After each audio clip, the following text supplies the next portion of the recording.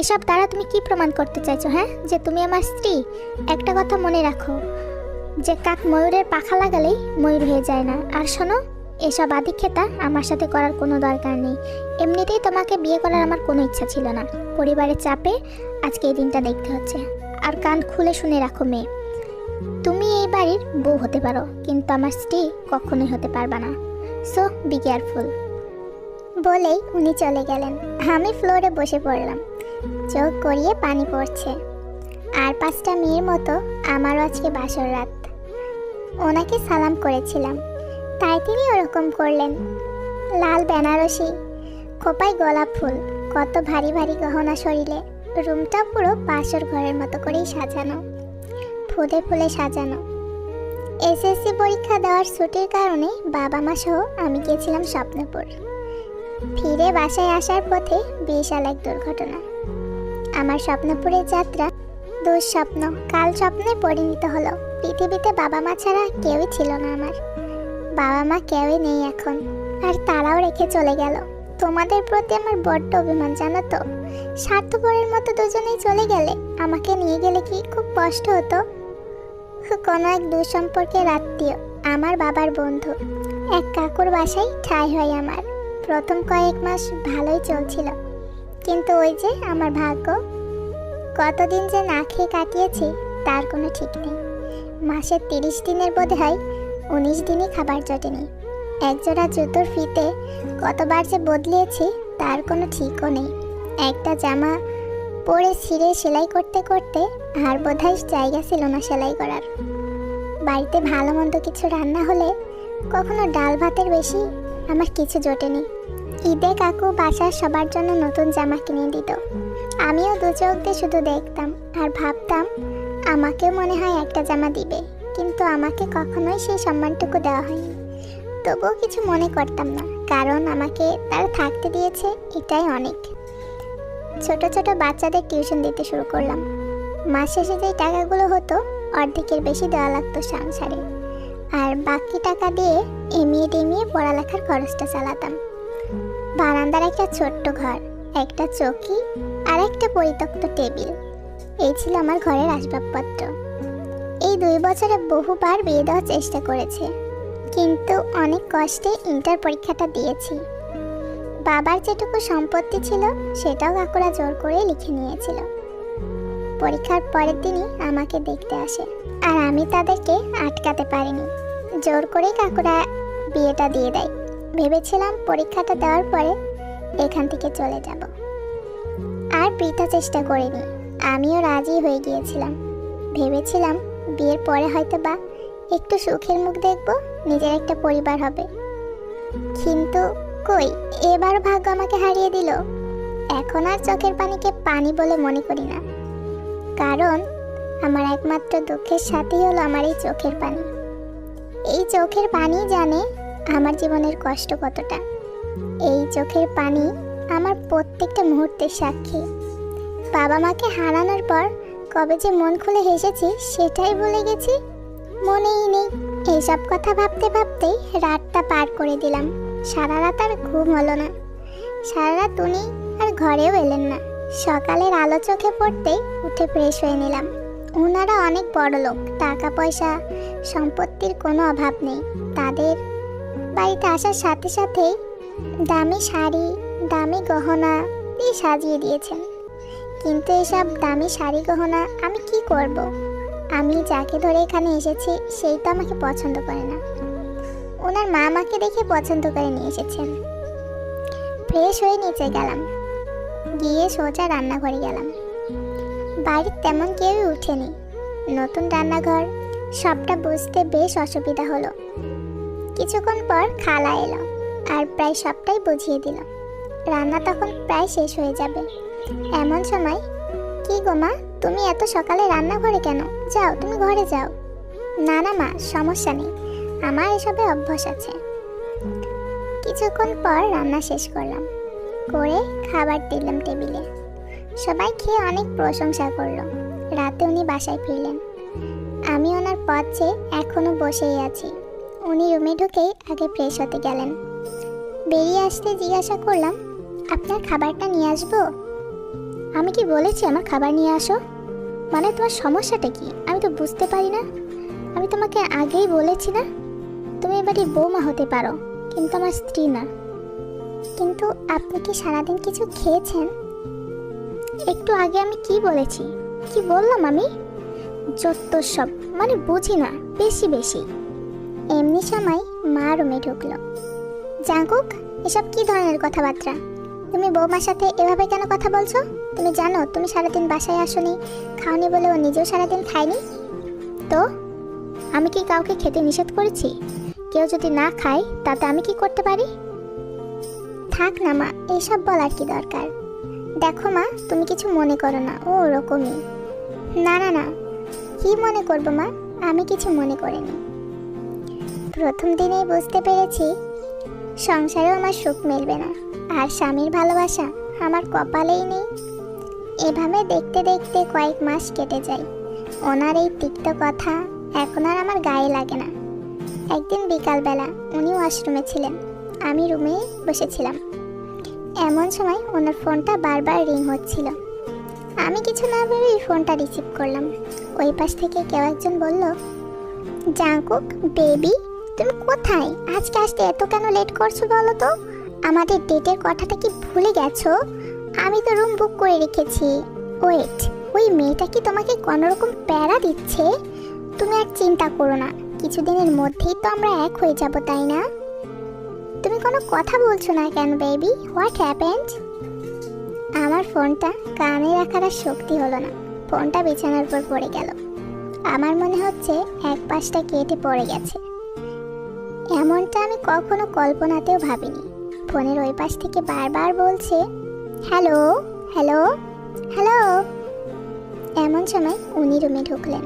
ফোনটা হাতে নিয়ে আমাকে বললেন, তোমার সাহস কি করে হয় হ্যাঁ আমার ফোন রিসিভ করার? আমার গালটা খুব শক্ত করে ধরে বললেন, এই রকম ভুল আর যেন দ্বিতীয়বার না হয়, মনে থাকে যেন। বলেই এক ঝটকায় আমাকে ফেলে দিয়ে চলে গেলেন। আমি বিছানার উপরে পড়ে গেলাম। আমি যেন পাথর হয়ে গেছি। কি হলো এসব? আমি কিছু বুঝতে পারছি না। অধিকার কি জিনিস আমি তো সেটা ভুলেই গেছি। দরকার কি? যে আমাকে চায় না তার সাথে কিভাবে আমি অধিকার ফলাবো? জোর করে তো আর ভালোবাসা হয় না। এভাবে কিছুদিন কেটে গেল। একদিন রাতে বেশ রাত হয়ে গেছে। রাত তখন প্রায় 12টা বাজে। বাড়ির সবাই ঘুমিয়ে পড়েছে। দরজায় অনবরত কলিং বেলটা বেজে চলেছে। আমি গিয়ে দরজাটা খুলে দিলাম। ড্রাইভার ওনাকে রুমে এসে শুইয়ে দিলেন। ওভাবেই উনি শুয়ে আছেন। আমি ওনার জুতাটা খুলে গায়ের চাদরটা দিতে গেলে উনি আমাকে নিজের কাছে জড়িয়ে ধরলেন। ছাড়ুন, কি করছেন? কেন ছাড়বো? কোথায় যাবা তুমি? আসো না আমার কাছে। বুঝলাম, যা করছেন আর যা বলছেন সমস্তটাই নেশার ঘরে। ছাড়ুন, আমি আপনার জন্য লেবু শরবত করে আনছি। না, কিছু খাবো না, আমি অন্য কিছু খাবো। কি খাবেন আপনি? খাওয়াবা আমাকে? এই প্রথম আমার কাছে কিছু খেতে চাইছেন, আর আমি খাওয়াবো না? ভাবলেন কি করে আপনি? শুধু বলেন। তোমাকে খাবো।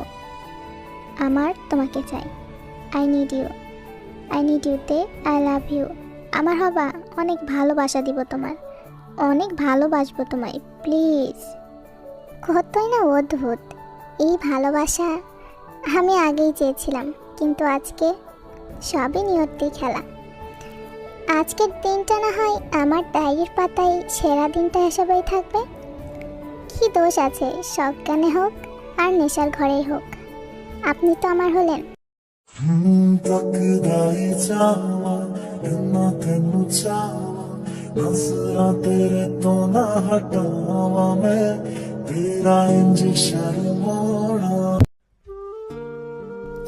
চোখ গড়িয়ে পানি পড়ল, কিন্তু এই প্রথম 2 বছরের মধ্যে কষ্টের না সুখের অস্ত্র গড়িয়ে পড়ল। আমি ডায়েরি লিখি কিছু কিছু স্মরণীয় দিন, যেমন আজকের দিনটা। দেখতে দেখতে অনেক দিনই কেটে গেল। একদিন উনি ফোন রেখে অফিসে চলে যান। আমি ওনার ফোনটা দেওয়ার জন্য তাড়াতাড়ি নিচে যাই, কিন্তু উনি চলে গিয়েছিলেন। তখনই একটা ফোন আসে। রিসিভ করার আগেই ফোনটা কেটে যায়।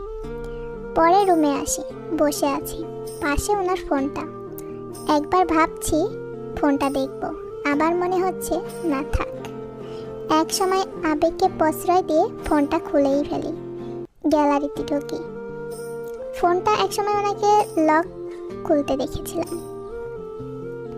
আমি প্রতিটা ছবি দেখছি, কত সুন্দর উনি।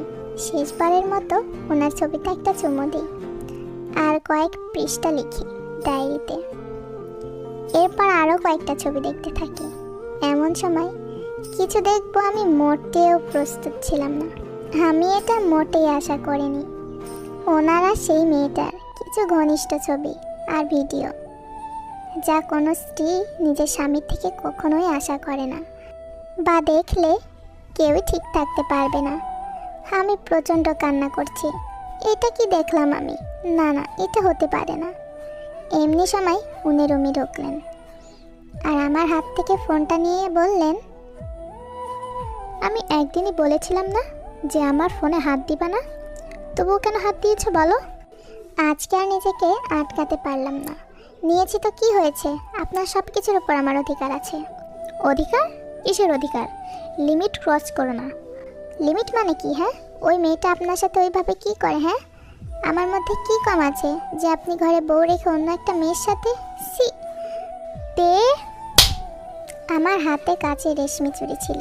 আমার হাতটা উনি খুব শক্ত করে চেপে ধরলেন, এতটাই জোরে যে হাতের চুড়িগুলো ভেঙে হাতের মধ্যে ফুটে গেছে, গেথে গেথে গেছে, রক্ত পড়ছে বেয়ে বেয়ে। তোমার সাহস কি করে হয় জিমিনকে নিয়ে কথা বলার? তুমি জানো ওকে? ও আমার ভালোবাসা। আরে তোমাকে তো আমি বিয়ে করেছি ফ্যামিলির চাপে পড়ে। তোমার সাথে আমার কোনো রকম বিয়ে করার ইচ্ছা ছিল না। তোমাকে কে দিয়েছে এত বড় সাহস আমাদের বিষয় নিয়ে কথা বলো? আচ্ছা, তোমাকে এত অপমান করি, তবু কি তোমার মিনিমাম আত্মসম্মানটুকু নেই? মরে কেন যাও না তুমি? তোমার জায়গায় আমি থাকলে কবে নিজেকে শেষ করে দিতাম। কবে যে এসে শুনবো যে আপদ বিদায় হয়েছে, কবে যে শুনবো তুমি মারা গেছো, আমাদের মাঝখান থেকে সব বাধা সরে গেছে। বেহায়া মেয়ে একটা, লজ্জা করা উচিত তোমার। বলেই একটা ধাক্কা দিয়ে ফেলে দিয়ে চলে গেলেন। চেয়ারের কোনায় লেগে মাথাটা বেশ খানিক ফেটে গেছে, অনেক রক্ত পড়ছে। মনে হচ্ছে আর বাঁচব না, প্রচণ্ড কষ্ট হচ্ছে। ডায়েরির শেষ পাতায় লিখে গেলাম, ভালো থাকবেন প্রিয়। কখনো হয়তো বা আপনাকে আপনি থেকে তুমি ডাকতে পারলাম না। আপনি আমার সারা জীবন উনিই থেকে গেলেন। বাবা মাকে হারানোর পর ভেবেছিলাম অনেক কষ্টের পর কপালে স্বামীর সুখ আছে, আর আমি কতটা ভুল আজকে তা প্রমাণ হয়ে গেল।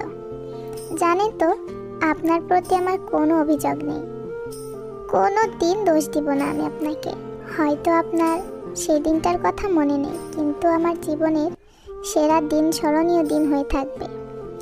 জানি না কেন নিয়তি আমাকে বাঁচতে দিল না, কিন্তু বেঁচে যদি থাকতাম তাহলে আপনাকেই ভালোবেসে যেতাম। বিশ্বাস করুন, আপনি আমার জীবনের প্রথম পুরুষ।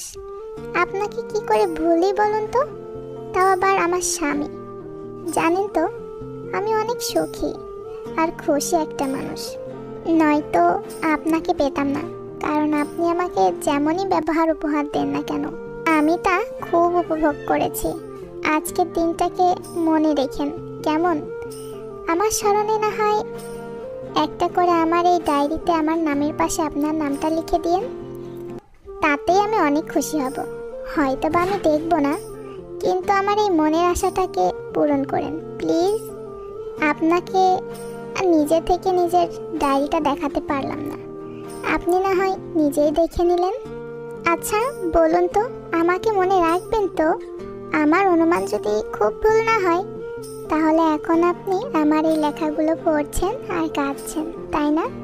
ইস, আমি আপনার চোখের পানিটাও মুছে দিতে পারলাম না। জানেন, আমার খুব ইচ্ছা ছিল আপনার কাছে পাওয়া, আপনার ভালোবাসা পাওয়া, আপনার ভালোবাসার মানুষ হওয়া, আপনার সাথে সংসার করা, কিন্তু হয়তো তুমি এটাই চেয়েছিলে। আমি আর লিখতে পারলাম না, মনে হচ্ছে চারিদিকে সব কিছু ঝাপসা হয়ে যাচ্ছে। আর তোমার কথা খুব মনে পড়বে। মনে হচ্ছে কাছে থাকলে অনেক ভালো হতো। শেষবারের মতো তোমাকে তুমি বলেই ডাকলাম। তোমার ভালোবাসার মানুষটাকে নিয়ে তুমি ভালো থেকো কেমন? শুধু আমাকে একটু মাঝে মাঝে মনে করলেই হবে, বাস। আজ হয়তো বা চলে যাব, অনেক দূরে চলে যাব, ভালো থেকো তুমি। শেষে একটাই কথা বলবো, তুমি হয়তো বা এটাই চেয়েছিলে। তে তে কই মা, আমার তে কই? বাবা, ও যে আর নেই, ও যে আর আসবে না। কি বলছো এসব? আছে ও। তে তুমি কই? এই তো, আমাকে রেখে কোথায় গিয়েছিলে বলো তো? আমি তোমাকে খুঁজছিলাম না।